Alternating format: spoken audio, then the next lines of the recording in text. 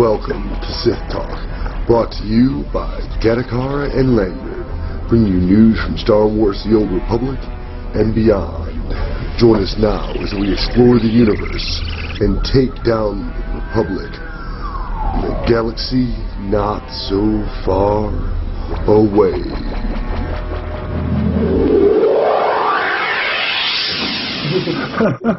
Alright, well, we had a little false start on that first recording. Now we're on our second recording for the intro. I apparently don't know the difference between an MP4 and a just screen cap in general. JPEG. But nonetheless, welcome everybody to this episode of Sith Talk. It is the Makeb edition, being that patch 1.0 just dropped, of course. 2.0. We are happy to announce that Makeb is live and enjoyable for most. If not all. What? 2.0. I said, well, it's actually like 2.0.0.B now. So, you know, whatever they want to call it at this point, I could give a piss. Game update 2.0 scum. Nonetheless, we do have a new patch, new experiences, and more stuff to share. You know, this past week, well, this past 2 weeks actually, more or less since the patch dropped. I went through the battle with the wife because she was mad that I was going to level without her.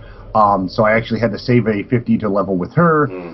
Then while leveling with her today, I actually ran into a bunch of issues. My computer started flipping out, and of course she's not happy about that. I'm sure I wasn't happy either. Minor changes to the system actually worked it out. Then Lany tells me he's got this awesome setup for the video, and I was like, oh man, you gotta send me it. And then of course he sends it to me, and what do? I fuck it up. Right at the start of it. So my apologies there, Lany. No big deal. But nonetheless, we are doing the show live, and as we say, you are more than welcome to join us on the Gadakara channel to check out the live version of Sith Talk, where you can catch a little bit of the video from my leveling experience, as well as you know, throw your questions up live. As White Sword said, he'd been there for 30 minutes chilling out in the channel. So maybe we got off a little bit later than we expected to, but nonetheless, we are here now. Yeah. We want to thank you guys. This show is brought to you by viewers like yourself. We are Sans Promotions, so the only people that we have to rely on are ourselves and our viewers, so we thank you for all the support that you give us. Yes. Oh crap, I forgot to bring up that damn email again. What the f*** is wrong with me? Is that, Justin Swearinger. Swearinger, yeah, Swearinger. Justin, we want to thank you for your support. I believe you joined us during the Name in Progress show, and you said you definitely enjoyed that one. I hope that you enjoy Sith Talk as well. If not, cool. Thank you for your support on either channel. Always welcomed. And of course, this week we have a new edition from Sudo, so you guys will be able to hear a different book. On top of that, she also recorded on my computer, so the audio is a little bit cleaner, and I'm really happy for that as well. So we have that for you, as well as obviously tons and tons of patch notes. But being this is the start of the show, I'll give it to Lanyard. Lanyard, tell us what you did this week. Nothing. Just kidding. Let's see. Well, I first want to say, I know he's not listening to this show because he's not a big fan of Star Wars, and he's mad because the computer I gave him won't play Star Wars, so he's stuck. He's stuck playing WoW, but that's fine. Whatever. I got him hooked on it, and he's been there ever since. But I want to say hey to Chris, my buddy Chris Pritchard. I got him turned on to the Name in Progress at least, and he texted me before the show. He says he's up to episode 7 and really enjoying it, so that's good. But anyway, so my week. Well, I jumped on Lanyard the first day it released, so I was on the morning of the patch release, which was early for us pre-orders, and got Lanyard, put him together, and got him out to Makeb. It was really cool because, you know, I don't have a mailbox on my ship, and I was on the ship. So I was on the ship, and I was running around, and was wanting to see what's changed, and I don't know why, but it's a habit of mine. Every time I run by the holographic telephone, I always click on it. And lo and behold, there's a cutscene. I was like, what? Cool! And it was really cool to watch the cutscene for the bounty hunter, especially Galt's reaction to the switch. So then I went out to Makeb. I got him on Makeb. I picked up a bunch of quests and missions, and that was pretty much it for Lany. Got him through the first initial, start, and then got him up to the second floor there on the sky crane, and that was it. So then I was like, okay, now I can get my trooper here. So I run over and I get Suiza, and I ran through Suiza, and I remembered to video it, and I'm sorry it's not edited, so the viewers that are watching is my Suiza entry onto Makeb raw. So there's a lot of opening bags, triple checking maps, talking to vendors for a long time. Sorry, it's raw. And then I was like, okay, now Zuzu, so I jump on Zuzu and get Zuzu going. And that's about the same time that Dat logged in, and he jumped on. Who were you on anyway? You were on Dat, weren't you? I was on Rakat. You were on Rakat. Well, yeah. That is a low-level Jedi. God only knows. So anyway, you're on Rakat. So you jump on Rakat, and we went a long ways. We did the mission all the way, the starting missions. Well, actually, you caught up to me because I was already on the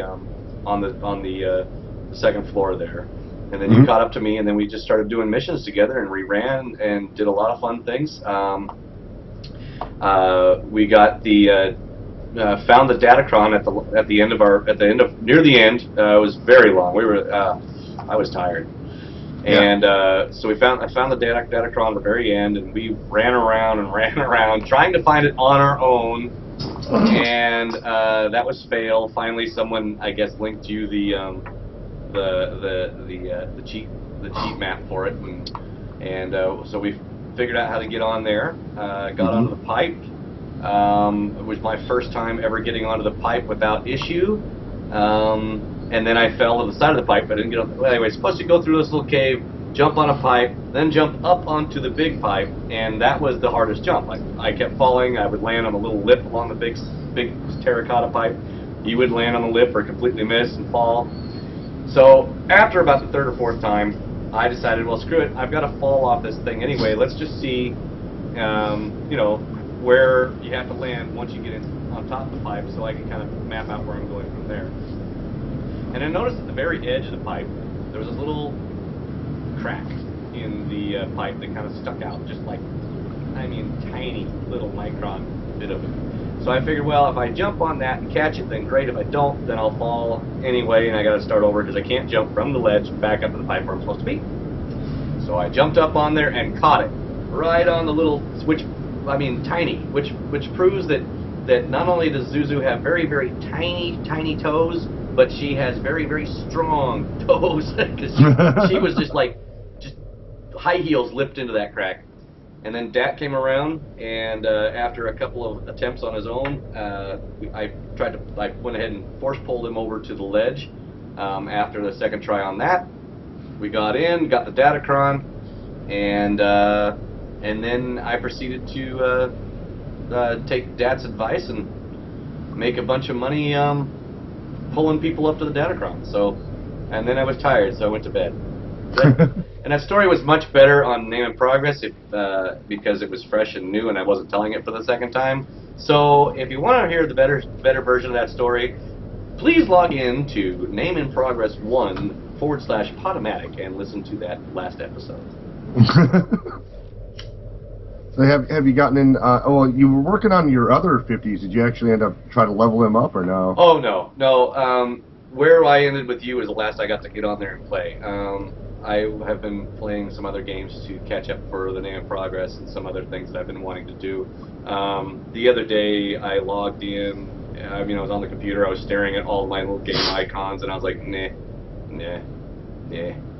And so I knew that I did. Here's the funny thing. I didn't want to get in. I needed to go to bed soon because it was near the end of my vacation, and right. And I wanted to start getting back into the habit of getting to bed at a decent time. So I was looking at my games. I didn't want to start anything that was going to take a long time to do. So any MMO, you can't just play an hour. You're right. You're there doing shit. So, and I didn't want to do tanks. I already did tanks. Blah blah blah blah blah. So, what do? Well, I think I'll go ahead and do a Twitch episode of day 3 or 4, whatever it was, of Suiza on Mass Effect 3. So, and I started that as shortly after the show, probably about 10 o'clock at night.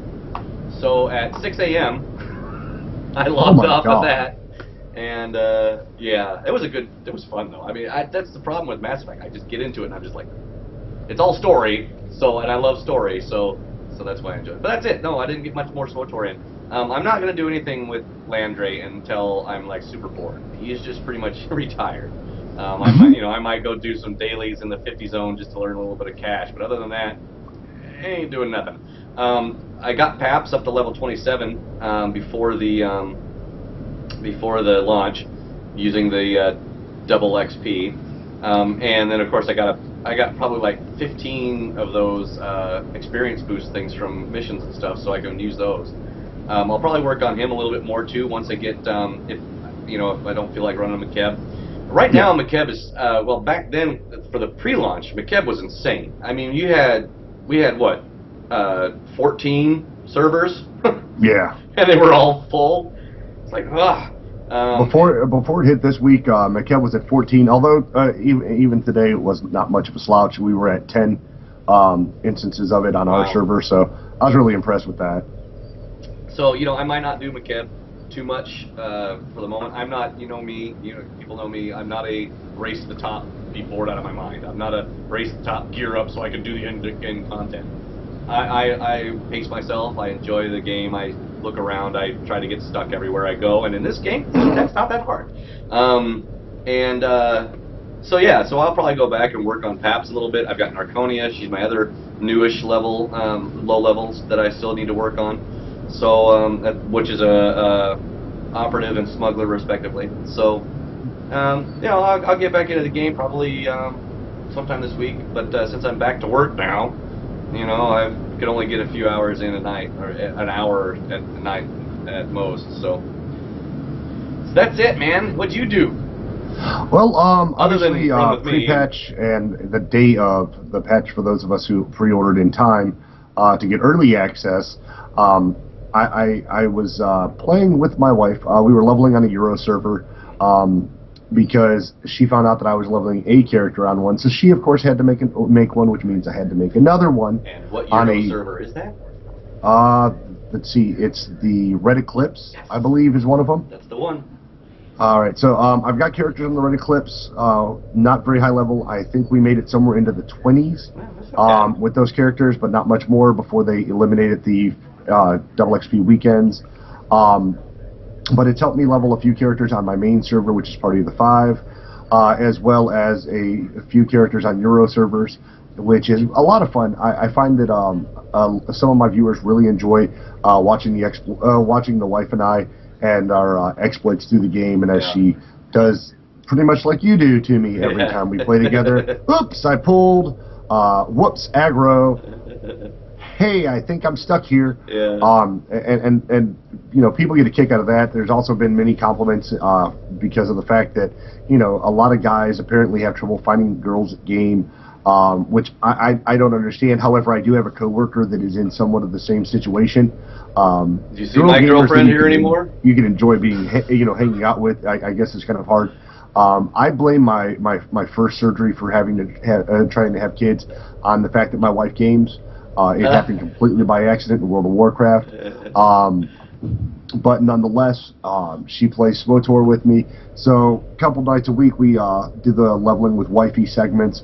Today actually we got to do the leveling with wifey on Makeb, which was a nice change of pace. However, the wife, true to form, went ahead and blew it up. And we got done with some of the quests in one of the areas, and I said, well, just hop on your mount. If I get dismounted, keep booking it. Yeah. And not only had she grabbed aggro from some of the things that were behind me, that I had already dropped aggro on, I also found out that she aggroed everything else. It was the first time I've died after 55, after 50. So, I mean, outside of war zones and Raids operations, yeah, operations, like just out questing, first time in 8, Forever. 9, a year. So thank her for that.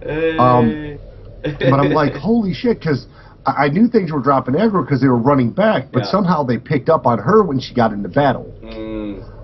So yeah, we ended up dying, but it's been really fun.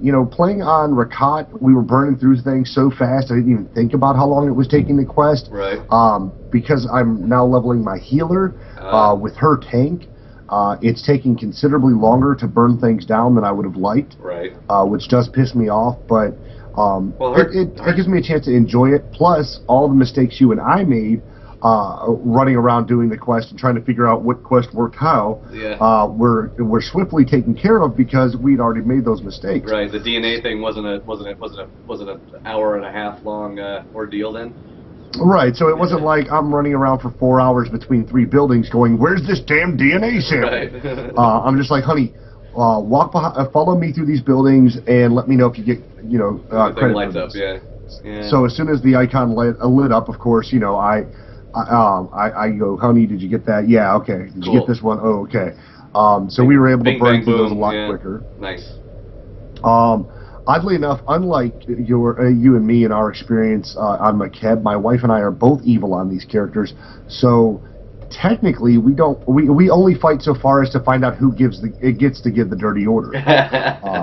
Nice. Which is infinitely better than trying to be a good guy and see what the good guy outcome is with some douchebag who keeps winning roles who's evil. Hey, Zuzu's been evil since she was born. Gosh, she came out of the womb with a clump of blood in her hand. That's right. But nonetheless, it's been a lot of fun leveling on Makeb. I was surprised to not see as much world PvP yet. I am running across people, but there's still very little, if any, world PvP going on. Now in chat, of course, I see other people talking about it, but there's no involvement on our side, so we're pretty happy with that. Yeah. We're lucky enough to be left the hell out of that zone, that situation. So I'm just like, thank God, because I don't want to have to deal with it. Because the wife doesn't know how to PvP, and I don't have my PvP gear on me. So if I get locked into a match, I have no extra PvP gear to help me through it. Right. Yeah, I didn't see a lot of PvP either, and in fact, the only stuff that I would see would be like, there's a marauder over here in such and such, and ironically, somebody would come back and goes, "Is he bugging you?" Well, no, he's just standing over here. Well, then leave him alone. He's doing his quests. He's doing his missions. Is he got a group with him beating up on people? No. Leave him alone. I was like, hey, congratulations. Oh, I did forget to mention, and it's really, really tiny in the center screen, but I got my. She said. I got my pod racers for both Lanyard and Suiza, so I had to get them. Well, they gave me a whole ton of cartel coins for resubbing. They gave me like, oh, you're back? Here's like 7,000 cartel coins. I was like, cool. I'm gonna get this and I'm gonna get that.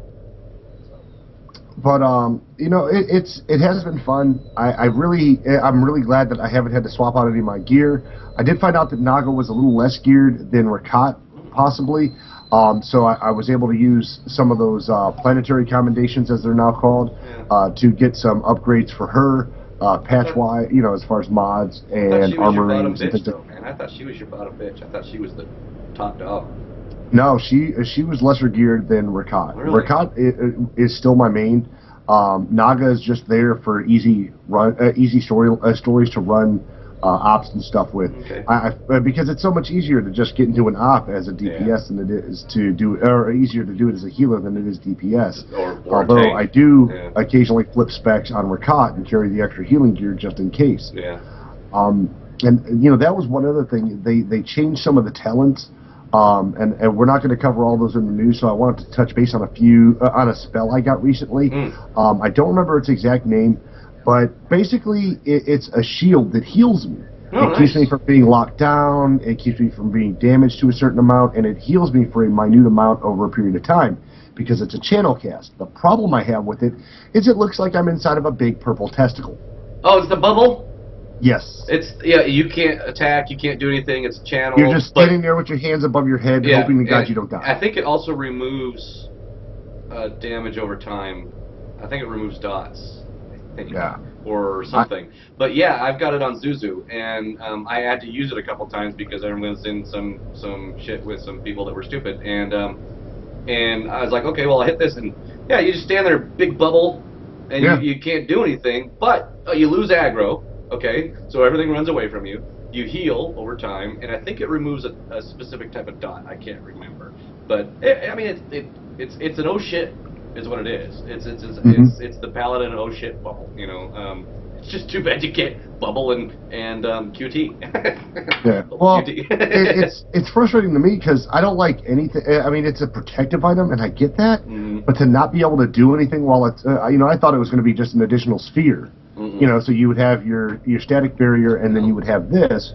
And instead, it's a very intense bubble, and you're literally stuck casting. Yeah, like I said, it's an oh shit. The place is wiping. Everything's gone to hell.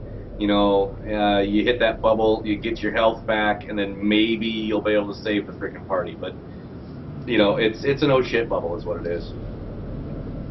But that's kind of a cool item. I really didn't notice anything as we were leveling on Rakat that stood out. Net. A lot of it was just basic upgrades. It's a static net. You got the new net. Oh yeah, that stupid ass net. Yeah. And the net's retarded, by the way. It's supposed to hold the NPC in place, but it doesn't look like a net. It's those 3 probes that circle around the dude. Right. Well, it turns him orange. It gives him an orange glow over him. Kind of like what you would see in, makes it kind of look like one of the characters in the, well, now it's an old, ops where you turn colors. Anyways, it gives him a gold glow, and then it's got a beam above his head and 2 that go around him. It's supposed to slow him down. I don't think it's supposed to root him. But well, I never noticed any of the NPCs moving once I did that. It didn't seem to do anything really. It's like, oh, cool, just changed him colors. Yeah. But nonetheless, it's been really fun leveling with the wife. It's nice to check out Makeb. Makeb's a beautiful planet. There were several people who had mentioned in chat that it seems that they put more work into this single planet than in some cases all the way through the game. Yeah. With all the with all the cutscenes. And the story and the planet itself and it. Go ahead. I'm sorry. Go ahead. Oh no, it's fine. I mean, they did do a lot more. They did seemingly do a lot more because they have you have 2 basically instead of having all the different class storylines to go by, you have one main storyline, and it's all about how you're going to help the Empire. Right.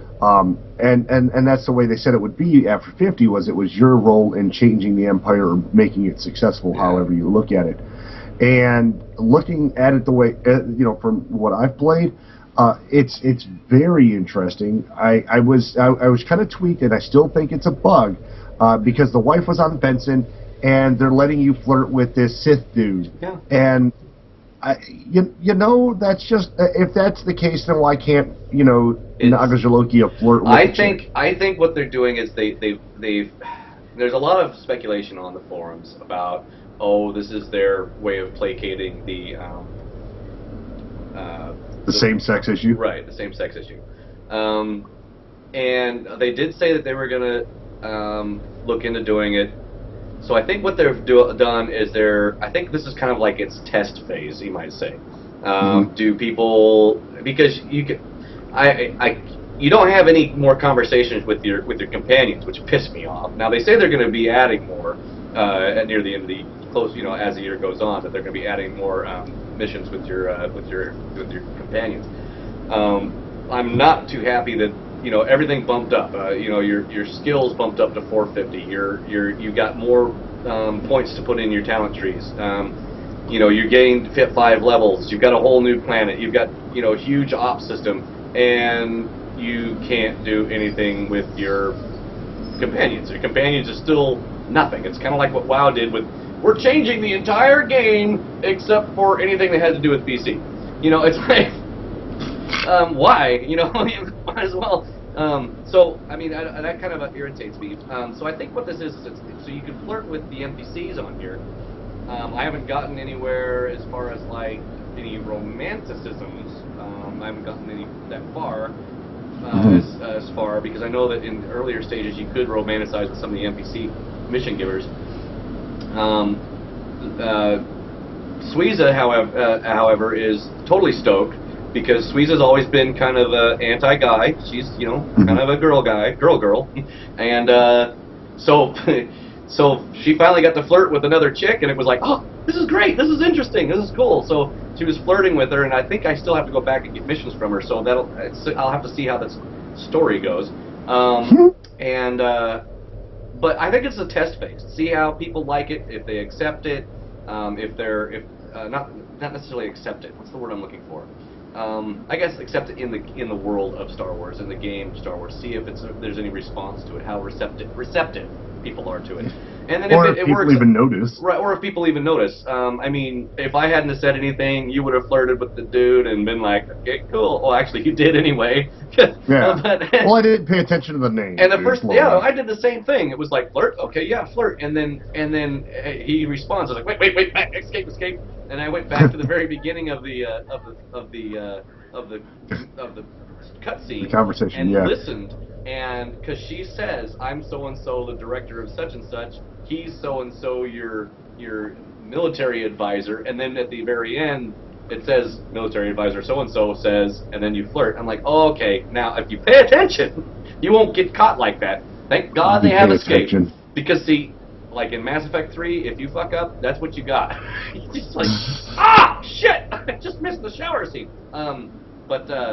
Yeah, so I think it's just, I think they're just testing the waters. I think they're going to see how it goes, and if it's receptive and they don't have any, any more than normal negative feedback, then they'll probably add a little more to it. I'm hoping I mean, it so, might be just a jibe here and there. Yeah. Just, like you said, to test the waters. It might be just to see if anybody even cares or notices. I mean, like I said, I thought it's a bug. Yeah. It has to be a bug. That's all I kept thinking was, Yeah. because why would they? What? That doesn't even make sense. But nonetheless, we did have a lot of fun, and to throw a little bit more weight behind Lanyard's Datacron story. Yeah. We found it, and I was like, oh, I can figure this out. And I was looking, and I always think, for some dumbass reason, no matter how many times I've tried to kill myself finding these things, that sometime they'll put a direct route in. Like, I'm like, okay, I see, you got to get up on this ledge over here, then cut across the pipe, and then you just jump over there. On the lower planets, how do you get up and around? On the lower planets, it was walk right up this hill, Yeah. Yeah, and then as it got older, so to speak, it got a little harder. I still think that one was cake compared to any of them on Drum and Cos, or that one that we had to get in on Coruscant. Remember, we had you literally had all the pipes you had to run across, then you had to cut across. It's like a 4-mile hike for a damn Datacron. He started on the other side of the map, and yeah. But we were able to get the Presence Datacron after several fails on my part. Lanyard, as he said, got lucky because he was like, hey, I'm gonna fall anyway, but I'm gonna jump into this crack. So he got his toes in the crack, but when I tried to get over there, whether I tried jumping or he tried pulling the first couple times, I literally got there and he's like, now don't move. And I'm like, but I have to move. And I think about the 5th time he pulled me over, I just gave up on it and said, fuck it, I'm jumping in. And he's like, be careful, dude. And I fell right into the pipe and it was over. I pulled you and you jumped. That was exactly just a boing, boing. Yep. Yeah. And then I jumped across and I was able to get the Presence Datacron. Then... what was it? We were debating on whether or not we were going to keep going. Yeah, because I was tired. I was going to log out there. And, yeah. I was dicking off. I don't remember what I was doing, but I fell off, and Lanyard's like, let me try to pull you up here. And surprise, surprise, after half an hour of me falling, he could have just gotten over there and pulled me straight up onto it. Yeah. And I was like, dude, you should sell pools to this for $5,000 a piece, for $5,000 a piece or something. Yeah. And that actually ended up being the way it worked. I mean, I ended up being the liaison because as people were aggroing shit, I had to help them kill it so that they could pay Lanyard when they got up top. This jackass actually kicked me out of group because he couldn't think of how to make a raid group. to invite all these people to? No, I made the raid group. I made the raid group, and then the raid group wasn't. I don't remember how you ended up. I don't remember how you ended up leaving group, but I made the raid group. He just kicked me out, I probably just kicked you. Well, I think I kicked you for room because I was getting so many people. I wanted to make sure I already pulled you. I didn't need you. I already got you there. So, but anyways, yeah. So I mean, we ended up making nice.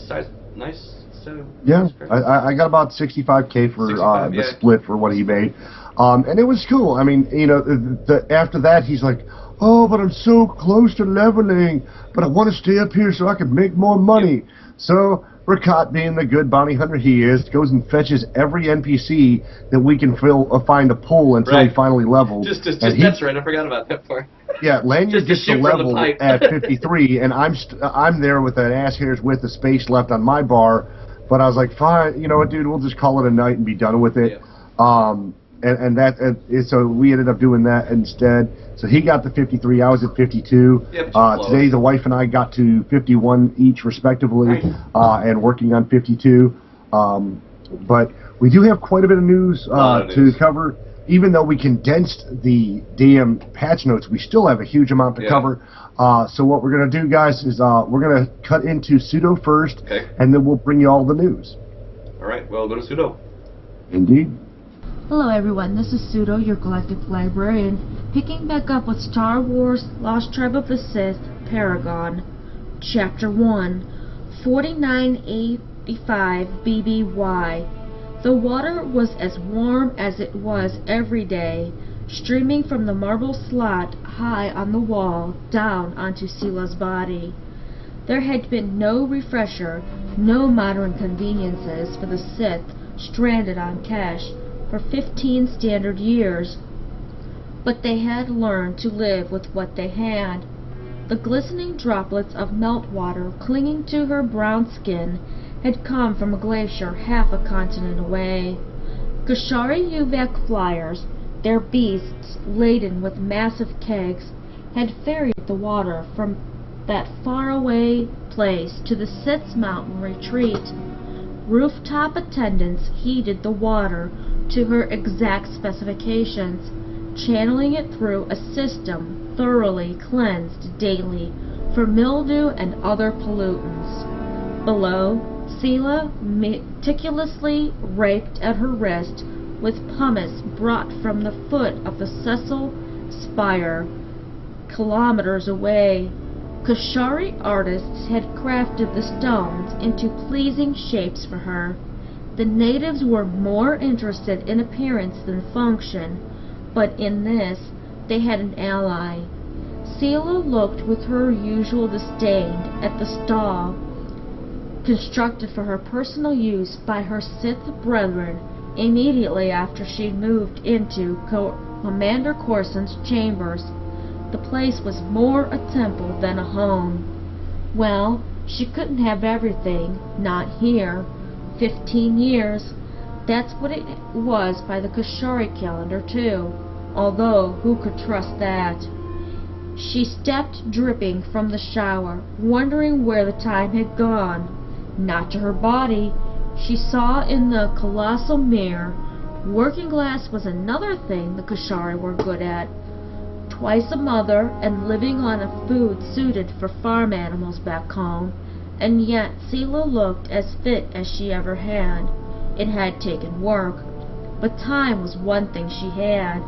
I know you're here, Tilden, Sila said.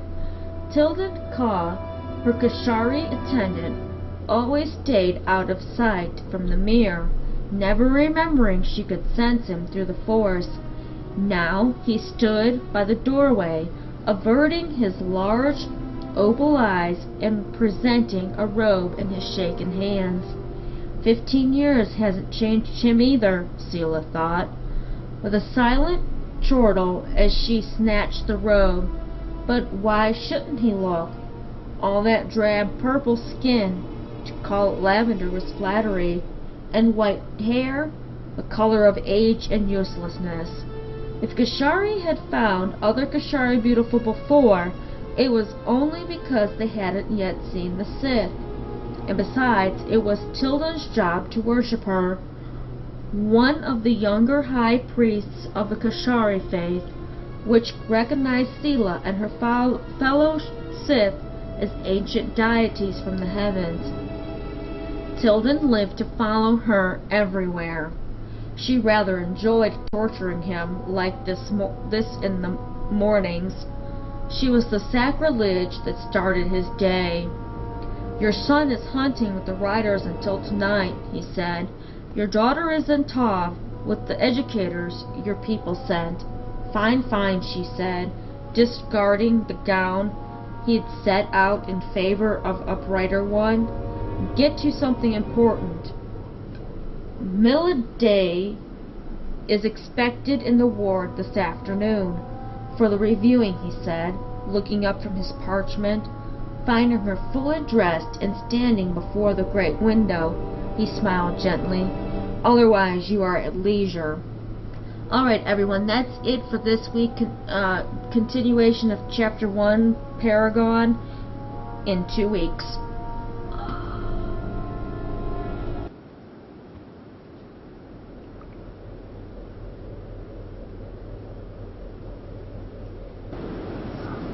So that was another episode from Sudo. As we listened to Lanyard, he apparently forgot to mute his Skype. I was laughing because the whole time I'm like, what is that noise? I hear Sudo, but then I hear Sudo again. I'm going, the fuck is that? Yeah, yeah. Nonetheless, that was Sudo this week. I actually like the quality of the mic. I think I'll make her record in my studio more often. Yeah. It was much cleaner, and it didn't sound like she stuttered over so much. So that's definitely a major plus for all of us. Okay. And it means she's getting better. It took 3 or 4 books, but she's getting better finally. Mm-hmm. And because she was in here in my luxurious closet studio, she didn't have to worry about so much. So makes me happy. She didn't have to worry about. And it sounded good. It sounded really good.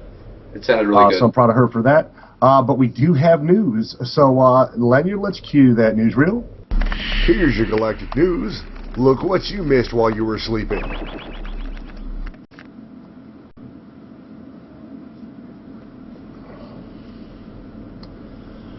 All right. So I kind of did that twice because it was halfway through the newsreel. Apparently, I procced it at some point when I did Sudo's thing and then reprocced it again. So whoop-de-damn-do. Yeah. Big mistakes from me. That's all right. Welcome to my world. Yeah, definitely. Yeah. Getting into the video recording, the video broadcasting portion of it sucks. Yeah. Well, all right, so obviously the first patch we have to cover is 2.0, which was dropped on the 9th onto our heads. The Rise of the Cartel. The Cartel has emerged from the shadows to challenge the Galactic Republic and the Sith Empire for control, unleashing never-before-seen droids, monstrous battle stations, to serve as powerful weapons of destruction. Join your faction and explore the story-driven missions, explosive combat to save the future of the galaxy. Of course, you know that we all know that raised our level cap to 55, which is important for most. Gave me the new planet and missions that I've been drowning for. I've said it once and again, and I continue to reiterate. What draws me to MMOs is always storyline, so whenever I get more, I'm infinitely happier with that. So of course we had a ton of storylines dropped in for us, which was really cool. We're not going to cover the whole patch notes Lany and I discussed before the show. We are going to hit some of the major highlights, so hold on to your hats. We'll burn through it as we can. Obviously we've got the new planet of Makeb. The Republic has won victories on Corellia and elsewhere, but the Empire has given up their campaign for dominance, and battles are still being fought across the galaxy, with no end in sight to the war, or no end to the war in sight. The new forces are rising up to seize the opportunity to profit from the chaos on the idyllic world of Makeb. The Hutt Cartel have been quietly laboring away on something big, making both the Empire and the Republic weary of the third organization to enter the war. Members of both the Empire and Republic who are 50 and above should expect a holoterminal transmission aboard their personal starships with the with further information from Makeb and the Hutt Cartel. Quick notes. Now, when this did come out, and of course you get in there, each group has their own cool cutscene. Mine was another mine and one of Lanyard's would have been another Darth begging us for help on the Makeb situation. When it came to my bounty hunter, they basically called, and we got a call, or we were searching for a new prospect to go and hunt, and ended up finding a new prospect with the idea of helping out with the Makeb mission. So the fact that they were able to start off by tailoring that to the individual class was really cool. Definitely like the personalization there. Anything that once again draws me into me being the center of the universe makes me happy, because my characters are egomaniacs. Also, new features, the macro binoculars. Both the Empire and the Republic have cleared a new piece of equipment for use in the field. Explore Makeb to uncover the exciting new technology that unlocks valuable objects and additional story-driven missions for Empire players level 52 and above. Level 52 and above can acquire the macro binoculars from T4M7 in the Sith Sanctum on Drummond Koss. Republic players 52 and above can receive their macro binoculars from M38Z, located in the Senate Plaza on Coruscant. Other new features: the Seeker Droid, a new piece of technology has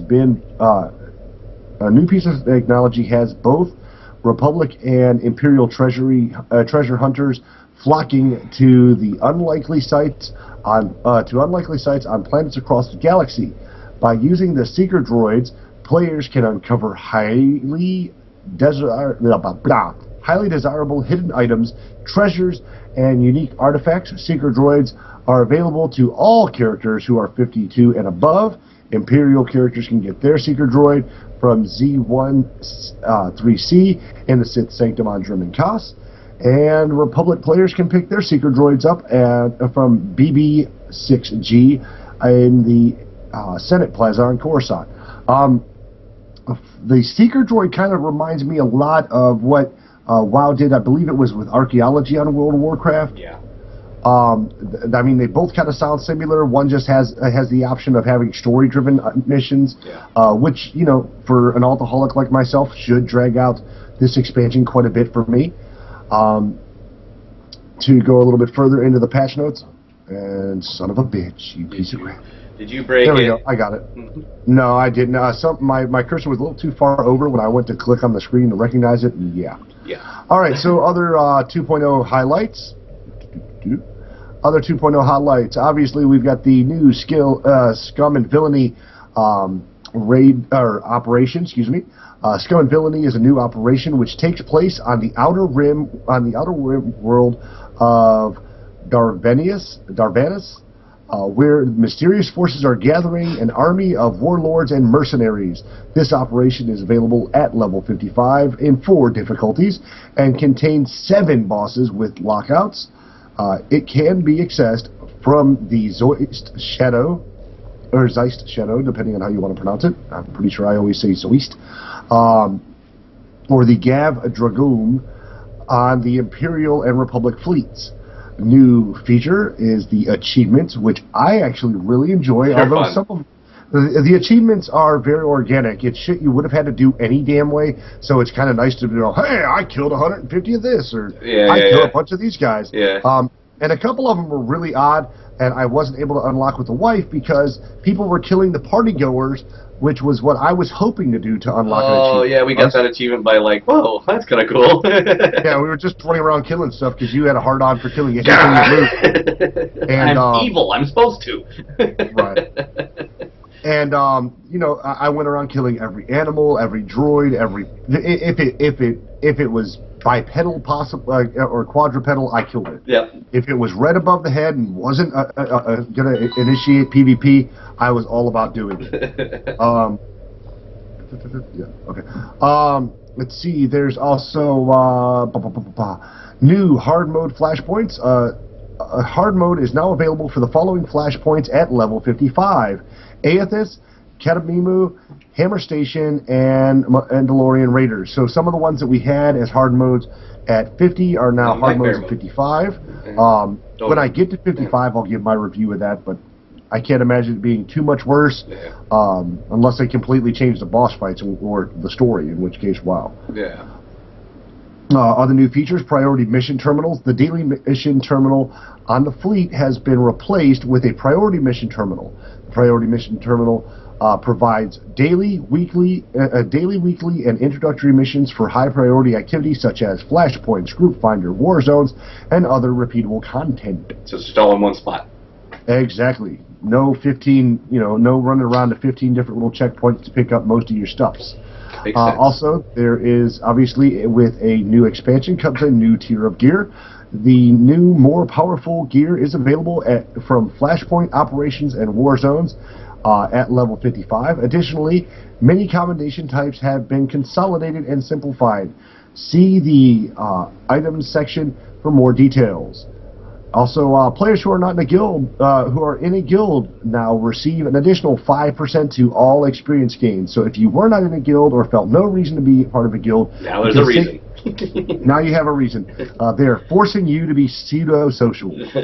So if you were trying to avoid that, you just don't level as fast, that's all. Yeah, that whole 10%. I mean, I don't think it's going to kill 5%. I don't think it's going to kill anybody not to have it. But if you can get an additional 5, you try to get the max level. Racing to the top.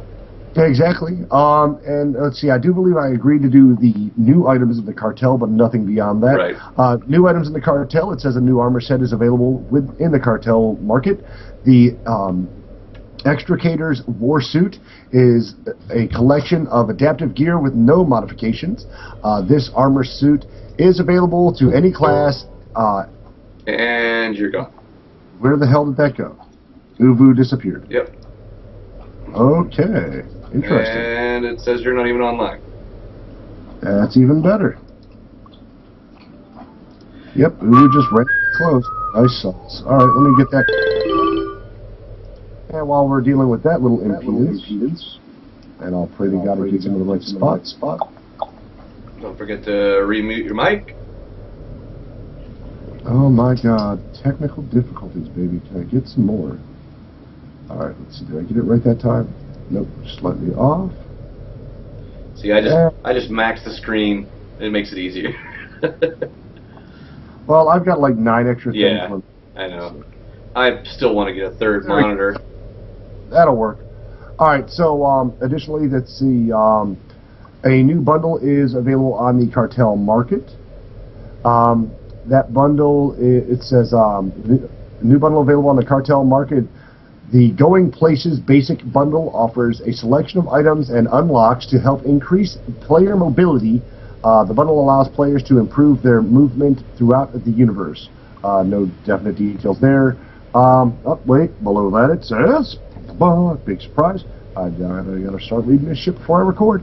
The new bundle is available on the cartel market. Going Places contains a huge selection of items, character perks, unlocks, and increase all forms of travel. The items contained within increase the travel speeds, decrease travel times, and allow for easier access to frequently visited areas. So that's a major boon for those of you who didn't have any of that stuff already unlocked. And as we're just going to scroll through these, and if you're watching the video and you can read really, really fast, these are the rest of them. Let's see, under general, the general, it says players who are not in a guild will now receive 5% bonus to all experience gained. Cost City Central Taxi is now connected to Cost City entrance speeder, which means you can travel all over Cost by just clicking whatever hub you're at. Yes, finally they connected that zone, which should have been no to begin damn with. sense in this place, but I'm glad you fixed it. Also, all resurrection timers have been adjusted. The countdown timer for resurrection will now increase on more consistent intervals. The maximum countdown timer before using the medical droid has been decreased to 3 minutes. Which is great when when you're trying to solo an area that you should not be trying to solo. Like me trying to solo the four-man on Makeb by myself. I did fine all the way up to the big bosses, and I die, res, die, res, die, res. So yeah, that was Which was great. the problem for us when we went in there and did it too, because we went to the Observer and got the first boss down after about 4 failures, and then we went into the second one and just and that 2-minute res is great compared to 15-minute max. Let's see, the maximum cooldown countdown timer before resurrection to the med center has been decreased to 5 seconds, which means less than 30 seconds to sit there on your ass waiting for something to happen. And the maximum timer before accepting a resurrection from another player has been decreased to 2 minutes, which is definitely good. From 9. Yeah. Let's see, under class combat, we're only going to cover the general items here. All classes can now reach 55, of course. All class trees have been adjusted significantly, and all player skill points have been refunded. So those of you who have not logged in because you haven't had time, get ready to reset your shit again. Quick note on that though. All classes now reach level 55. Level cap increased to 55.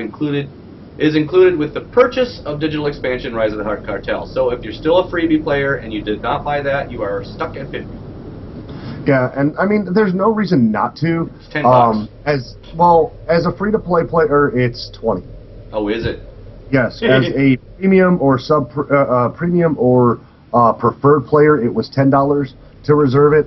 I don't know if they changed that post-release because I haven't checked on the price because I already had it. But yeah, I mean, it was $20 for free-to-play players, and most free-to-play players are already soaking in tons of cash to, set in there anyway, so I don't see what the big problem is. Yeah, but I just wanted to make that little side note for anybody that's like, oh cool, I can get the. No, you can't if you're big. If you didn't buy you've got to buy the expansion. Yeah, but it is available to both the super early guys and everyone else that reserved it or that purchased it, and you can start straight away when you purchase it off. But I have to admit, I do kind of like the title of the Scourge of the Cartel. Which I find, of course, somewhat ironic, given the fact that, we buy stuff from the Hutt Cartel all the time. Hello. But whatever, Let's see. All your skill points were refunded. Changes to active abilities are listed in the class sections below, which we're not going to go over. Individual skill changes are not listed in specific classes, class sections below. For details, read your sections. Yeah. Additionally, there is a great little set of articles that they're doing on SWTOR strategies to let you know point by point where each class, and they're releasing articles day by day of the updates to your classes, and that's all classes. Do they have cookie cutters yet? They don't. I don't think they have cookie cutter builds, but they are going over the minor changes to each class. Yeah. Respectively. The only time I ever do the cookie cutter is if they've got something set up for a solid tank. Yeah. Because I don't want to. I mean, if I'm tanking, I want to make sure I've got what I need to get. Other than that, like my DPS, I always end up doing something that nobody else does. Oh, that's the worst tree to go up. Then I'm doing that one. That's what I do. Let's see. Alacrity has been redesigned to more universal to be more universal stat. Or universally useful stat. Now Alacrity reduces the activation time of all abilities, including instant abilities, which I don't understand. How do you reduce the time of something? Explains it in the next sentence. I don't care. It's so much I know, it's still a little confusing. The idea of reducing it to GCD doesn't make any sense, because it's still...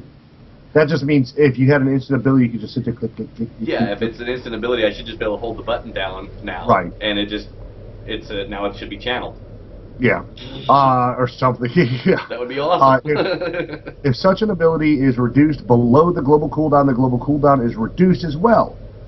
And the global cooldown's like half a second anyway. So the idea of overdoing Alacrity means that you have an instant spell that's non-stop cast. Right. That's what I was saying. I mean, if you read that straight as it is, you're like, okay, so if it's instant and it's been reduced from instant, it should be channeled.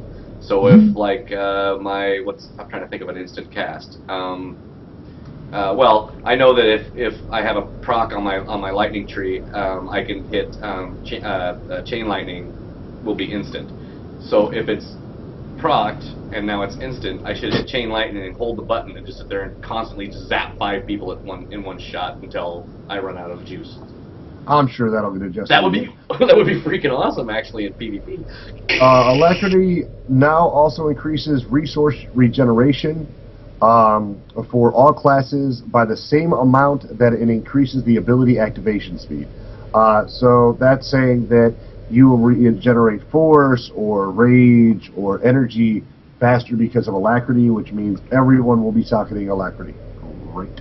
Which would negate the point that I was just saying. I can channel it until my energy runs out. Well, since it doesn't run out now, right. I'm just getting some tape. Give me some super glue. Give me some super glue for 5. Stat bonuses from skills that are smaller than 10% will now show up correctly in the character's the character sheet tooltips.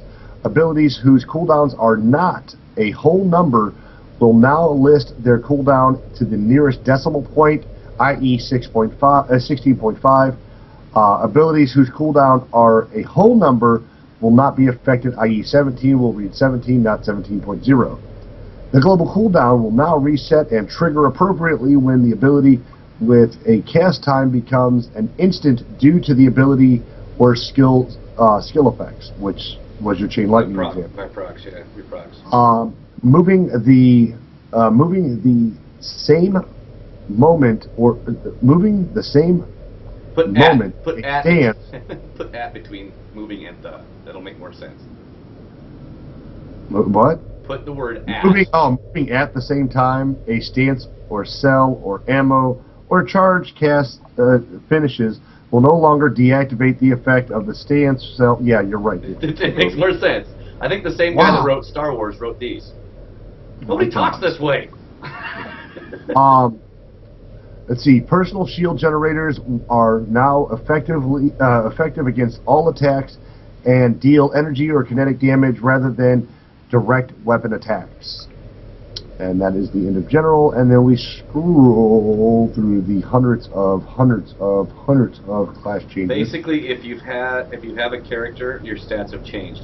And what I was talking to Dad about before the show on these silly stat changes, they only really need to say trooper / bounty hunter. They don't need to write the same shit twice because we have the same goddamn abilities. They just called something different. Okay? So if you've changed it on bounty hunter, it changes on trooper. Yeah. It's the same ability. You just put trooper / bounty hunter and then the name of it, commando / blah blah blah. I mean, instead of typing shit out twice, it just doesn't make any sense. What blows my mind is that the people that have to write this crap haven't go, why are we typing this shit twice? The fact that they haven't asked that question blows my mind. So where are we going to? So we're gonna hit crew skills and then the flashpoints. So we're skipping over companions. Crew skills. Yeah. Okay. Crew skills. All crew skills have their cap raised to 450. To train beyond 450, players must visit individual crew skill trainers and train advanced skills, which is kind of the norm. Yeah, and a lot of people didn't get that. I noticed that. I was like, oh, I was supposed to be bumping up our crew skills. I can't, I'm gathering this shit, but it's not bumping it up. Did you visit your trainer? Well, it should just be automatic. No, it's not. Yeah. You've got to train for it. Yeah, well, as we said, changes to other MMOs mean that to some people means that they have to start changing in the MMO that they play currently. Yeah. Let's see. Added new missions, schematics, crafting materials, and harvesting nodes. Added new augmentation kits. Yep. Augmentation slot component MK7 and MK8 are obtained through reverse engineer of level 52 items. Augmentation slot component MK9 is obtained through reverse engineering of level 54 and above crafted items. Yep. New mission tiers do not contain companion gifts or gift missions. Oddly enough, they do sometimes proc companion gifts, I've noticed. Yeah, which doesn't help you unless you have a companion that's not maxed out because, like I said at the beginning of the show, There is nothing past 400. Once you're done, once you got your final conversation, that's it. You're done. Yeah. Let's see. Crew skill and missions above 400 provide rewards as follows. Moderate to abundant mission rewards, no longer available for artifact quality materials. Bountiful and rich will provide artifact quality crafting materials only on critical success. Wealthy missions will provide artifact quality crafting materials for both normal and critical successes. Under crafting skills, it says crafting exotic materials at level 55 are now obtained primarily through loot drops and cannot be obtained by reverse engineering. Additionally, Artifice will now allow players to reverse engineer the following: Advanced Indestructible, Advanced Hawkeye, and Advanced Eviscerating color crystals, available in blue-black, or black-blue, black-red, cyan, and purple. All right, under the flashpoints, of course. Let's see. I'll cover most of it, I guess. Under flashpoints and operations, classic combinations can now be acquired from level 50 flashpoints and operations and daily areas. They can be used to purchase campaign gear and classic gear from the classic gear vendor on the fleet, in addition to many previously purchased for daily combinations at the mission vendor's terminal. Let's see, under flashpoints it says general. The level 50 flashpoint bosses now drop black hole pieces. That's right, if you've waited so long and have not gotten black hole because you just didn't feel like raiding, now that there's a new tier of gear, enjoy your nearly free black holes. Yep. Aethys, it says here that hard mode is now available and is balanced for level 55 players.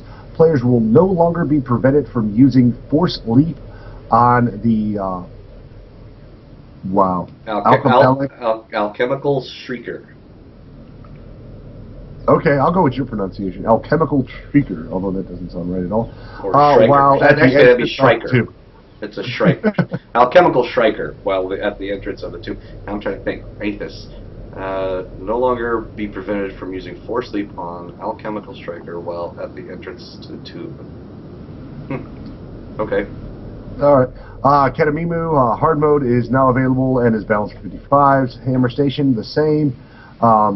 Lost Island. It's completely changed. Here's one that has a ton of notes. Adjusted the encounter to with LR5 Sentinel Droid in hard mode. Doesn't say what. It doesn't say how they adjusted it. They just said they adjusted it. It just says, oh, I guess these are all changes made. He now does slash dance when he wipes your team. Yeah. Enrage timer has been increased by 1 minute. Lava damage has been decreased. Discharge deals less damage. The cooldown has been increased. The duration has been reduced. The time has been the time between expansions has been increased. That just sounds dirty. Indeed. Adjusted the encounter with Project Savarip in hard mode. The enrage timer has been increased by 1 minute. Acid spit has been damage has been decreased. Rack rot has been can now be cleansed. Adjusted the encounter so that Dr. Lorik adjusted the encounter with Dr. Lorik in hard mode. Viral Vial will now take longer to hit. That's that green sploosh at the end of the run. While throwing satchel charges, Dr. Lorik will now face in only one direction. Oh, goody. Flutter Plume Plaguebringer will no longer repeatedly spawn additional enemies. Let's see. The slow effect has been reduced from Vile Spit when used by the Vile Shawclaw. Decreased the duration and increased the cooldown for the tow line when used by a utility droid. Culto Projection now has a cooldown and reactive shield no longer grants interrupt immunity when used by hybrid Rat Ghoul Medic. Alright, in Mandalorian Raiders, Hard mode is now available and is balanced for 55s. The boarding party will now deal less damage in story mode. They did shit. Whatever. That's the Mandalorian Raiders wasn't that hard. No, Mandalorian Raiders. The only hard part was actually that battle, but it wasn't because of the damage. It was because people didn't know how to CC. Yeah. You got the 4 people. You got to CC 2 of them, keep control of one of them, destroy the other, then go to the tank, then take the other one, then take the other one. Remember to hit your CCs again, but people just go in there and just start throwing shit everywhere. AoE for the win. Right, and like, you fucking dipshits. Yeah. Anyway. And then let's see, it says, False Emperor, players can no longer defeat the final encounter by cutting the boss into the chasm without the use of supply bombs. Yep. Or knockbacks. Yep. Which you were actually privy to that when it was available. But they changed. I thought they changed that a long time ago because we've tried doing it before, and he gets. Oh, they've changed it, and then they fixed it. He gets like within 3 feet, 3 feet of the ledge, and he won't go any. He will not get any closer. He's all of a sudden became scared of heights. So you have to knock him off. And we had a problem with that when I ran it here recently after the change. The grenades didn't work. Everybody threw their grenades, and they blew up, and he didn't go anywhere. He got stuck at 9%. It used to be that you could actually kill him in story mode, you could kill him without using the grenade. You could take him all the way to 0. He never, we were in hard mode, and he never procced the ultimate power wipe. He never procced it. I kept hovering over the interrupt, and he never procced it. So we had a lot of problems with him. The second time through, he launched off the edge, but the first time we all threw our bombs, and he just stood there, and it's like, we can't kill him. He's at 9%. What do we do here? You know, he eventually enraged, but yeah. All right, and let's see. Then we got operations. Of course, we already covered the Scum and Villainy being the newest operation. Over there in the Eternity Vault, however, all story mode bosses now drop black hole gear. All hard mode and nightmare bosses drop hazmat gear. Which is what I'm looking for. I want the hazmat gear. Yeah, I still have yet to get a piece of that. Although my black holes seem to be doing just fine burning the shit out of level 55 on the Makeb area, you can get in there with, just your standard, I guess, probably. Well, weren't you running around with Taiwanese? Wasn't one of your companions running around with Taiwanese? Well, no. I think what's his face was running around with Taiwanese, and he was doing fine. So I mean, he'd die a few times, but you can get in there with Taiwanese, probably even Kalumi. Well, Taiwanese and Kalumi. So I would suggest no less than Kalumi, but you could probably get away with Taiwanese if you're with a group. No, I would think getting in there because of the way the stats work, the way the gear drops so fast, and the amount of blues. And then on top of that, the one thing I was concerned about, I'm always concerned about with WoW would do is I've got all this great black hole gear now. My first green drop's gonna outdo my black hole gear, and guess what? It doesn't. You look at that, you're like, this is my reward. This is garbage. I wouldn't put this on my house droid. And like this is junk. Yeah. So I was really. It was nice not to have all my purples immediately replaced. I loved that. I was like, oh, they did it right. Let's see. Over in EC, it says now EC is now available for Group Finder for levels 50 to 54. All story mode bosses drop hazmat. All hard mode and nightmare bosses drop hazmat pieces and unassembled Dreadguard items. It says remove the group of enemies directly before the encounter to Tarth and Zorn, so it's pretty much just run down the road and take out the bosses. Yeah, I was gonna say because that's the only groups I remember was a few trash mobs go up the road. You had to kind of dodge a little bit, and then there was that big group right before you jump off the cliff. They weren't that hard. Story mode Karagas now drops Black Hole, as well as hard mode and nightmare modes dropping hazmat gear. Nice. Terror from Beyond is now available for level 55 groups. The missions New Frontiers and Ancient Allies are now available at 55. So new reasons to go into TFB. Well, players are still eligible for these missions at 50.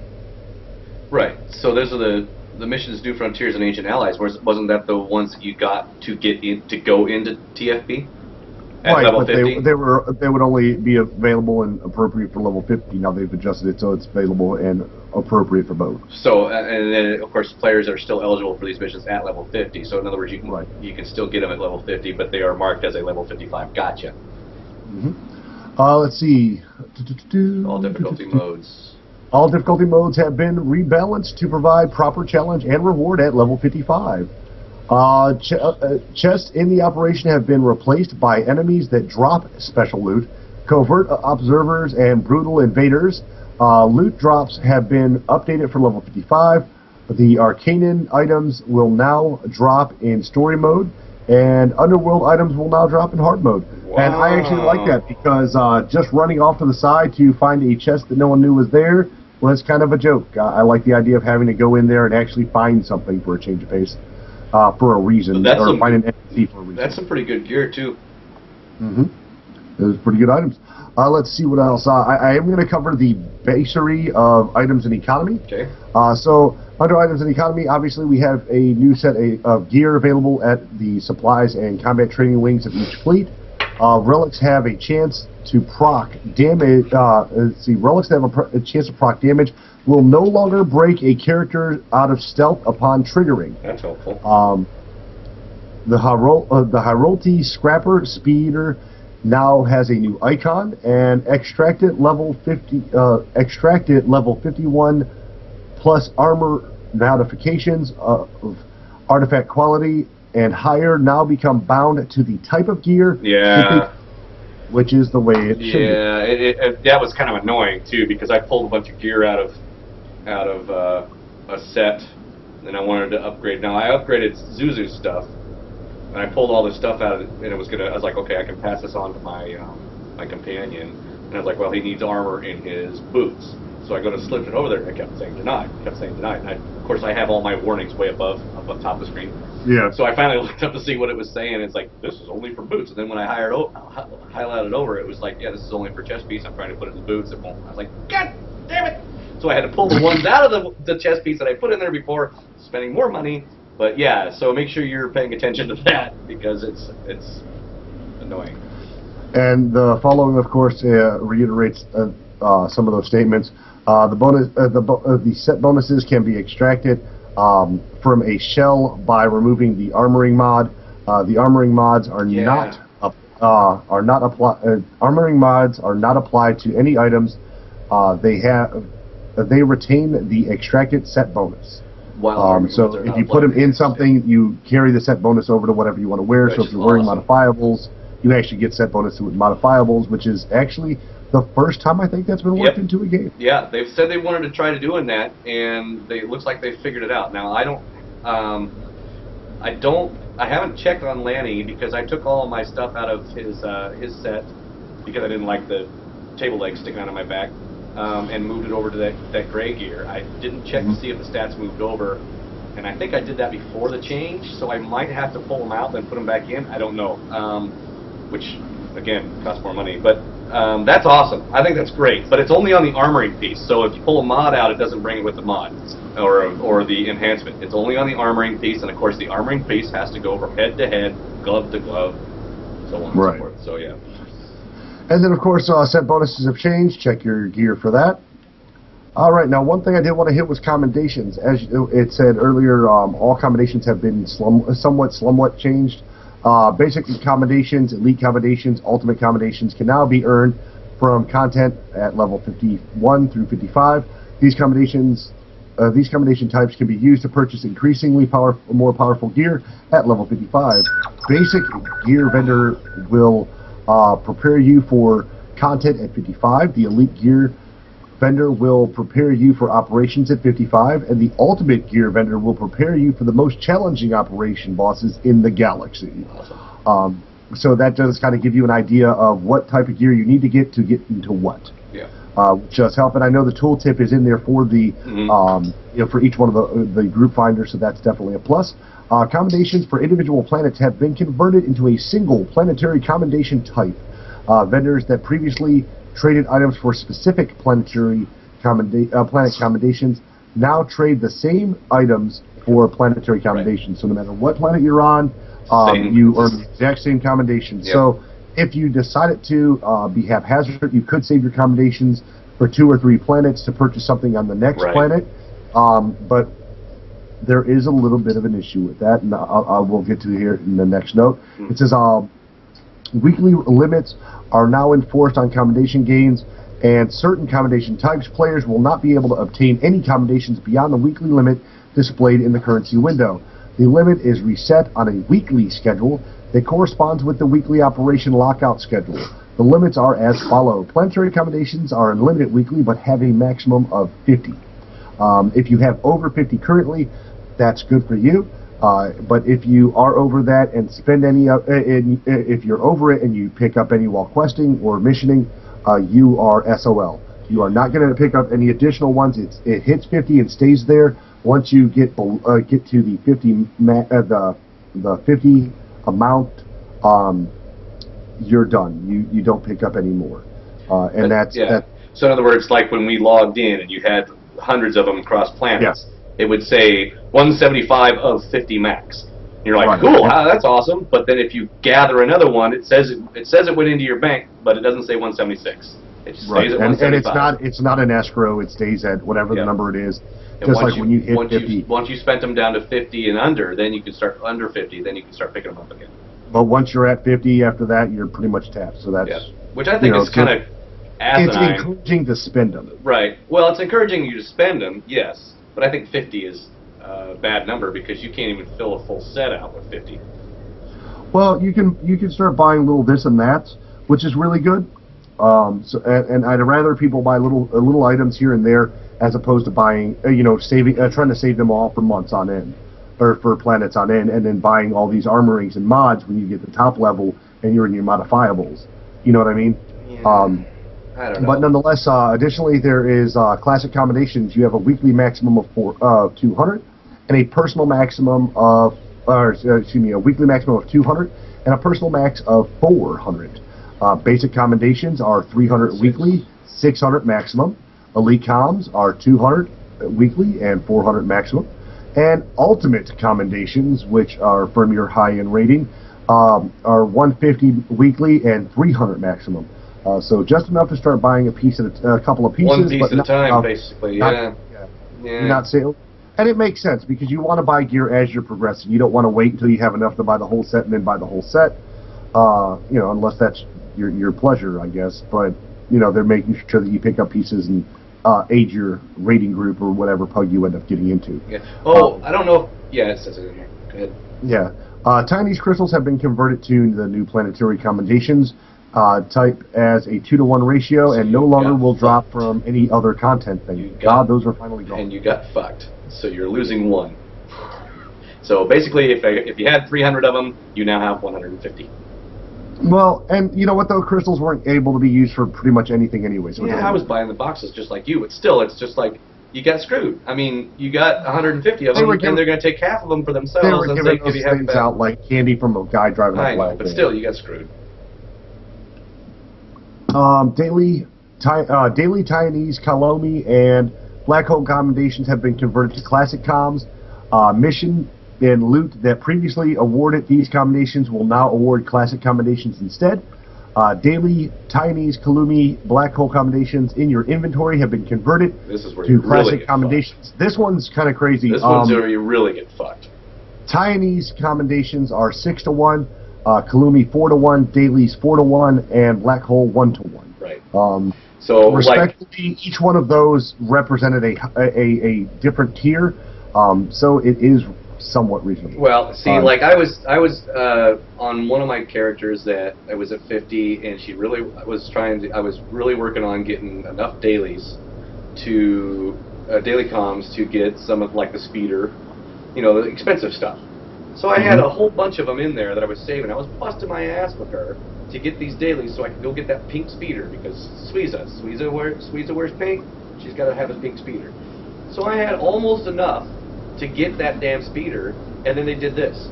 And now I have to do 4 times more of the same shit. They said, okay, well, you've got 4 of these. We're going to take 3, give you back 1. Thank you very much. And the speeder's the same damn price. I still got to spend 150 whatever comms. But by technicality, you had 4 different ways to accrue it, because if you had black holes, if you had dailies, if you had Kalumi, and you had Taiwanese comms, they were shuffling them all into one pool. And technically, they made the pool bigger. They just changed the conversion rate. I still have less than what I went in with, but whatever. Well, I probably have more, and I just don't know it. All right, skipping over vendors, going into Legacy. Legacy, it says the Legacy system has been expanded to include Legacy achievements, which recognize important accomplishments and milestones across all characters in your Legacy. Achievements are granted from completing missions, defeating enemies, clearing flashpoints, operations, completing difficult challenges, and many other activities. Like wiping your ass, seeing a bird. Picking your nose. All characters in your Legacy contribute to the progress towards all achievements, and rewards are shared across your Legacy. Achievements may unlock new titles, grant items, and even cartel coins to your account, which is definitely awesome. That's awesome. You can access your Legacy achievements through the Legacy panel, even if you have not named your Legacy. That's nice. Just important to people who apparently haven't picked the fucking name. Well, I mean, some people are new, right? So they haven't gotten to the point where they've unlocked their Legacy, and you have to unlock your Legacy by completing your storyline. So, nope. I mean, it's... Nope. What, they just give it to you now? It unlocks at level 20. It just unlocks at level 20. Yep, pretty sure it was in a patch note we missed. Well, that's just stupid. What's next? Mounts at level 1? I mean, come on. No, they tease you with the ability to not to be able to run when you're free to play at level 1. Let's see, under PvP, you just dumbfounded by that Legacy thing. It's just stupid, man. They should have left the Legacy the way it was. I like the fact that you had to finish your chapters in order to get your Legacy name.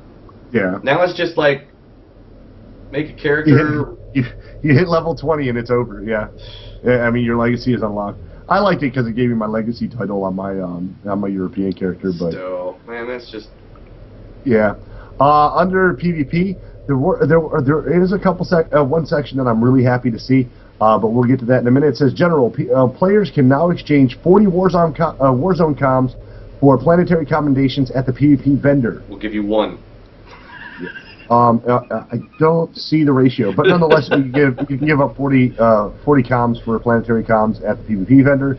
Remove diminishing returns from expertise, such at each point of expertise will now grant a consistent percentage of bonus until the hard cap is reached. Hard caps are as follows: boost to damage 60%, boost to healing 20%.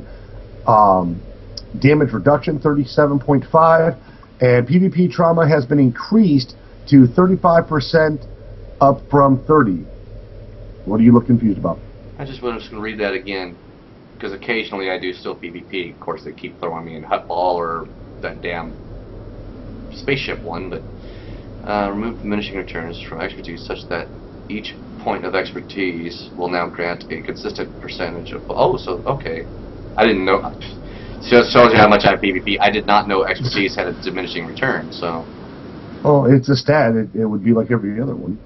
Yeah, just that now well, they're forcing... Not all the stats. They're enforcing the bonus as opposed to just letting people stack gobs and gobs of it and hope for the best. PvP trauma has increased to 35%, up from 30. And with them giving hard caps, it gives people an idea of what they should be aiming for. That's what I like, is the fact that here it is. This is your cap. So if you go over that, anything over that is useless. Additionally, war zones. It says bolster is now based on the item rating rather than the character level.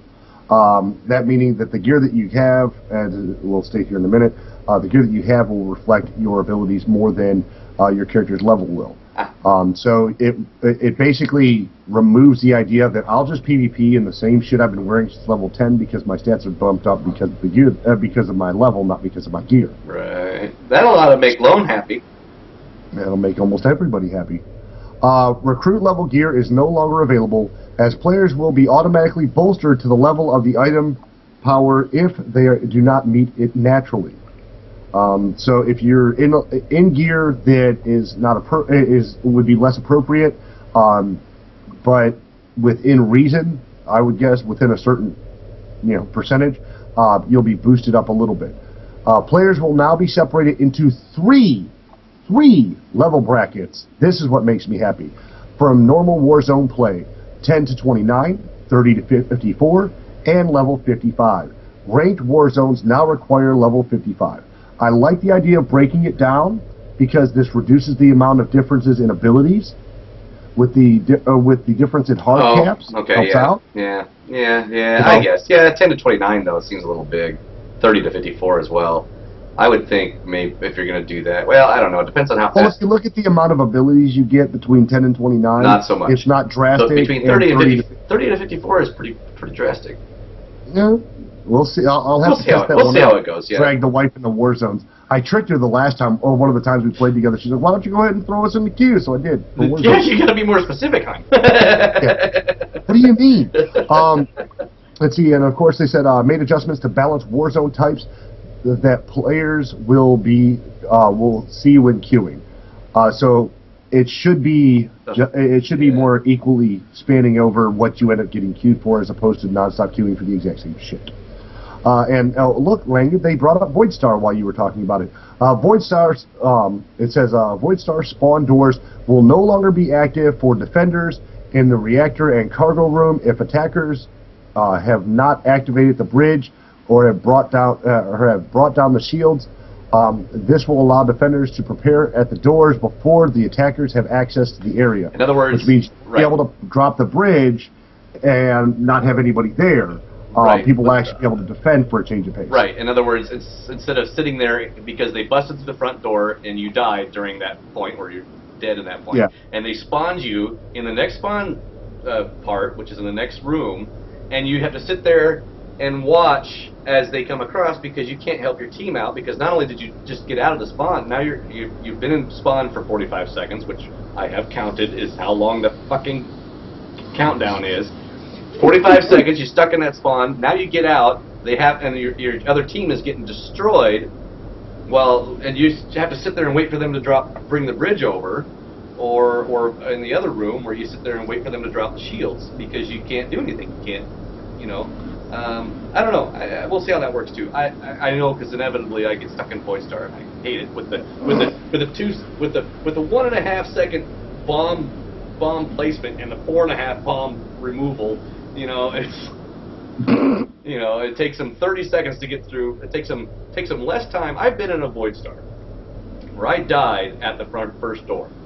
I got stuck in the rear queue in that second door that I was talking about. I spawned in the queue as they were putting the bridge across.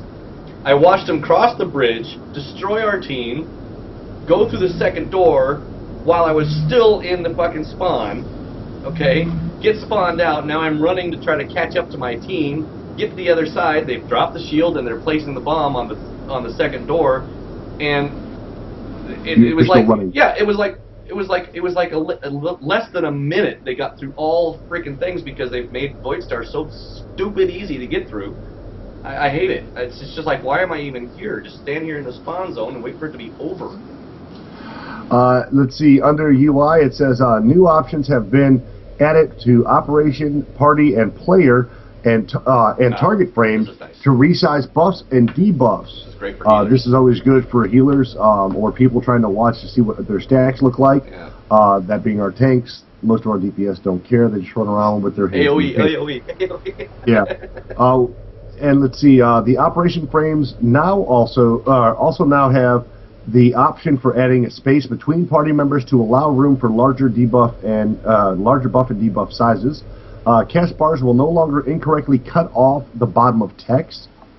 Put that up. Miscellaneous bugs. Oh wow, look, French and German isn't here yet.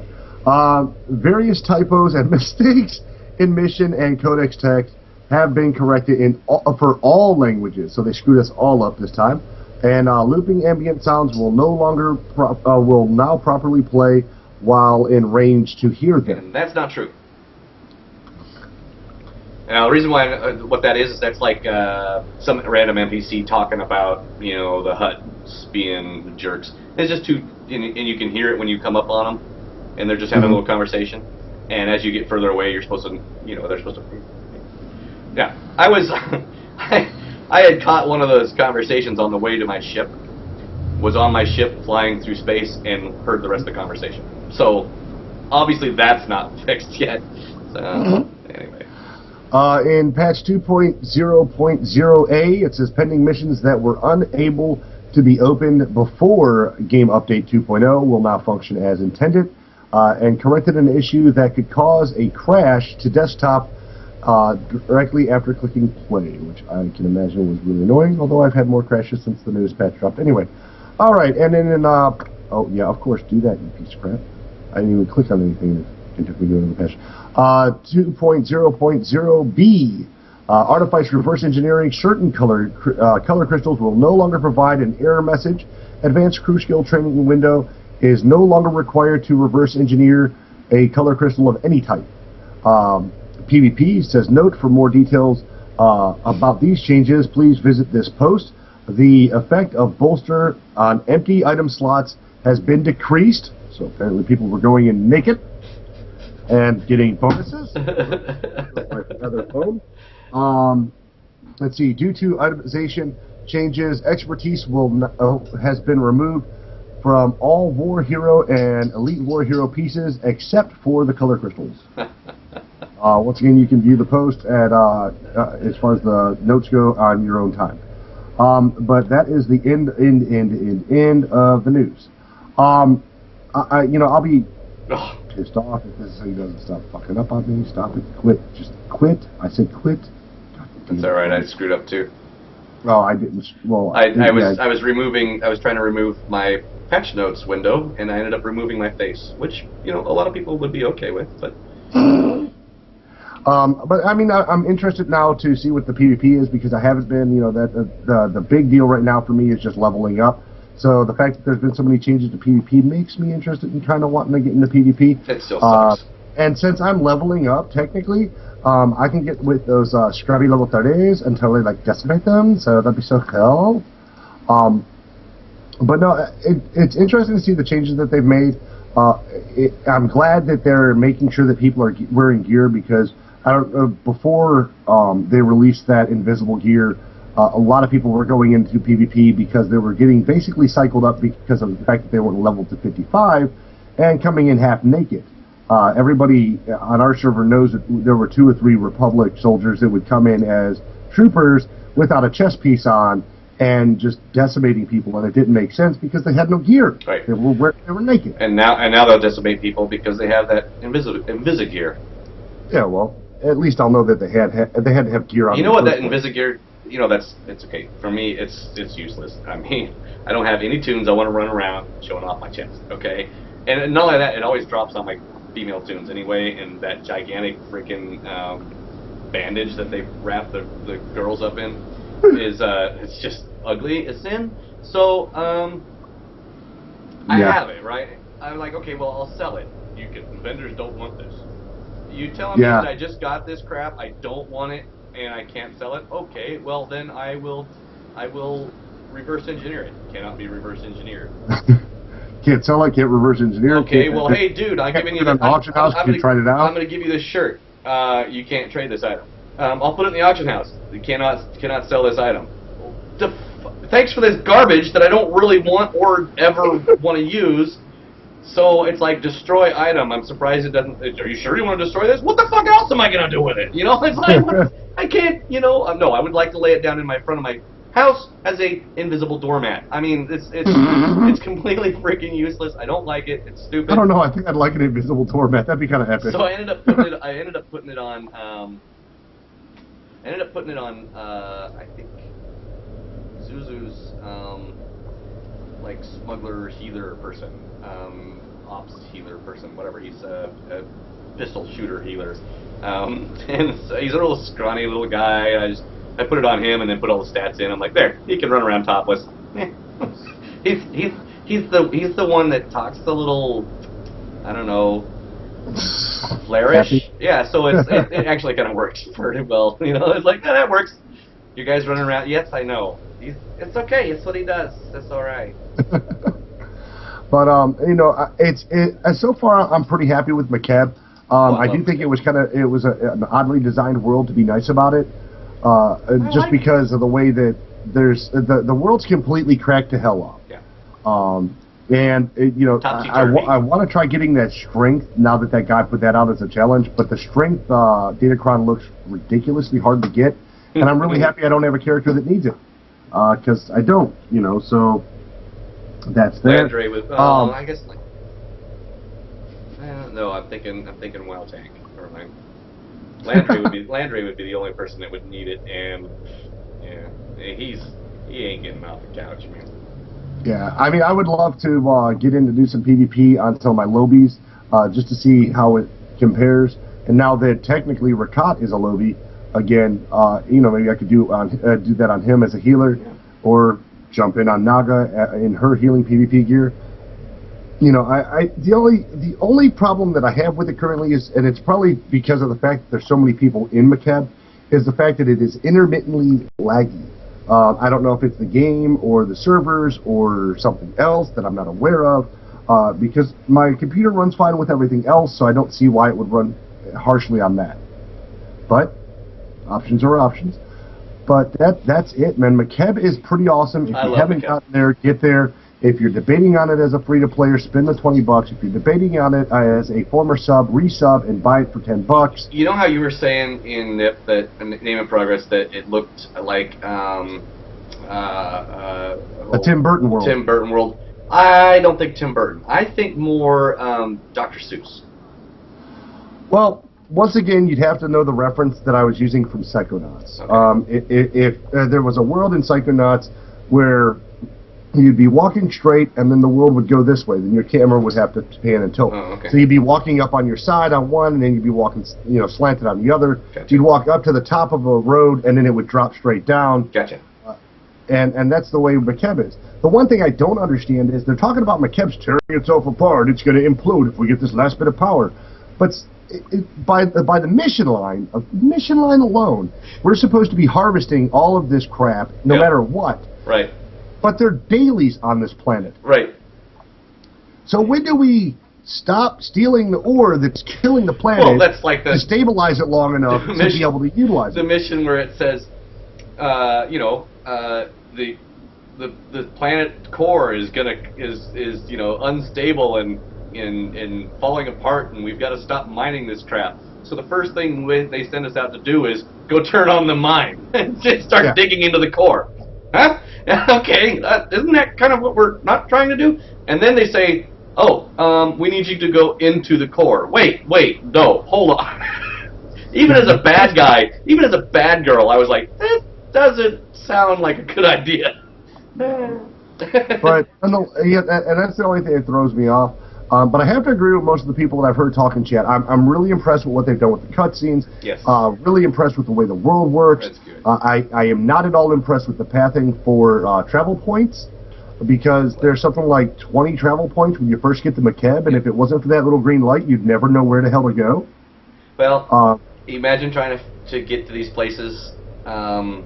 Well, you couldn't on foot. You have a flight bomb. You can't, because there's too many crevices and caverns. And not only that, the only thing that you get stuck in. Right. The only thing that bugs me so far on Makeb is I know this kind of sounds silly, but I really enjoyed the flight time. Looking around, looking at the different world, and not only that, the flight times usually would be they always would fly over where the Datacrons were. So you're like, there was a Datacron. Remember where it's at. I'll figure out how to get to it, but at least I know where it's at. But now it's you take off, you fly for a few feet, black screen, come back and you're landing. That just, that's fine for WoW, because those flight paths are ridiculously retarded. This usually has pretty direct flight paths, so I was kind of upset about that. I didn't like that. There's direct flight paths for the time being until we actually visit all of them. If they start interconnecting, there's going to be an issue. It's going to look like a spider web. That hasn't happened yet. They don't interconnect. I think it's just. Well, no. Think about it. If you're talking about the main hub, right? And you go to because there's dailies at every hub. Yeah. There's been a daily at every one of those hubs. Okay. So once you're done with your whole mission line, you've got all 15, 20 of these things unlocked, and you go to do your dailies. You're going to have to go from one mission point all the way around. you think that there's no cross pathing where you're not going to go right back to the main hub? No, and I think that's probably why they have that cut window. Because I mean, it takes us what 3 seconds to get from one flight path to another, rather than a flight from start point to point A to point B. Because it's just. I mean, that's it, as opposed to flying all over town. Or alternatively, is it laziness because they didn't actually put anything in between those zones? That's probably it. I mean, I hate to put it that way, but you know, when we weren't allowed to fly over Orgrimmar in World of Warcraft, it's because there was nothing. There was no. Right, there was no tops to anything. Yeah, it was just. We're not allowed to fly prior to Cataclysm. It was just gray grid, is what it was. Yes.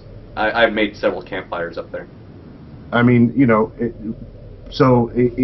begs the question: did they shortcut and be like, "We'll just put a black screen real quick and make it like a loading window. Then when they land real quick, they'll be happy." Yeah, maybe. Look, I'm here. You know, maybe because they couldn't bring over the transporters from the Gree or whatever they were from Belsavis. But wait, what I do like is if you click on the shuttles, it'll take you to all the daily zones and your ship now. So I mean, they were doing that anyway, but now it has more options. So I mean, it's like you can just go one planet to another. Ilum, done. Belsavis, done. What's that one I'm thinking of? The other one. Oh well. Anyways, black hole. That's it. Black hole. Done. Area X. Done. Section X. Done. Now I'm off to Makeb. Done. I mean, it's bang, bang, bang, bang, bang. And now that they've made those dailies all the whatevers they are, you could probably, if you were a daily person. You could start out on the low planets, hit all your dailies, and because all the comms buy everything that you would need. So I mean, and that's another thing. If you're a level 50 and you're like, okay, I'm a brand new level 50, I never bothered getting black hole stuff, but now I can buy black hole stuff with my planetary commendations or whatever. The equivalent to the daily stuff. You can just go back to the old planets and just solo out those dailies and catch them up instead of doing the dailies for black hole and whatnot. So I mean, overall, I'm happy. Look forward to finishing Makeb and enjoying some more adventures there. With all the changes to PvP, I really like to get in there and check that out. And the plus side is, one, we're seeing more people on Makeb in general. My friends list lights up now, whereas it had gone black for quite some time. So I'm seeing more of the people that we used to do our ops with running in and out. And it's just overall more fun. The wife's excited about the game. The nephew's somewhat interested in getting back in. He hasn't completely made up his mind on that. But nonetheless, been a great time. Have a lot of people joining me in my live streams to check it out. Some of them just to tell me little this and that's about the game. That maybe I missed, which is always which is always helpful. I do know some people go, "Oh man, hope you don't mind me giving you advice." It's like, nah, please, feel free, dude. Like, it's just a game to me. I have no clue how to maximize myself all the way. I mean, okay, yes, I'm still modded to the hilt as I'm leveling, but like I was jumping in today, and I was like, well, I got to spin these stupid ass planetary comms because on Naga, I had over 100 of them, and stupidly, I sold them back really quick, so I just basically spent them for nothing. But I did make, if you buy the mods or enhancements and you don't need them, just buy them, stick them in your bank that's nearby, come back an hour and a half later, sell them back, and make yourself 2,000 credits per, which is really nice, by the way, easy monies. For those people who are already geared to the hilt and are like, what am I going to do with all these stupid ass commendations? Now you have an idea. But that about wraps it up for me, Lanyard. Anything else from you? That's it for me. All right, guys. Well, once again, we'd like to thank you for joining us here on Sith Talk, and look forward to talking to you again in 2 weeks. You can find us, universally at the on YouTube for Sith Talk, as well as sithtalk.podomatic.com. As always, a reminder, you can sign up if you have an iDevice at iTunes. Feel free to leave a rating there as well. And I'm live streaming all the time. Lanyard's getting into it now. Lanyard, what's your Twitch name on there? Lanyard1. Lanyard1, okay. So you can find me at Datacar, him at Lanyard1. And if at any point you feel like clicking on that donate button, go ahead and hit the sithtalk.podomatic.com website and click on the donate button, and any contributions like Justin's will be greatly appreciated, and of course we'll throw you a shout out. Once again, thank you for your support, and we'll see you in the pit. Thank you again for joining us here on Sith Talk. Lanyard and Dadakar look forward to talking with you next week. Remember to follow us on Twitter at Sith Talk, or stop by our Facebook page at facebook.com/Sith Talk. And of course our Gmail is sithtalk@gmail.com. This music brought to you by freeplay.com. And remember, peace is a lie. There is only passion. Through passion I gain strength. Through strength I gain power. Through power I gain victory. Through victory my chains are broken. The Force shall free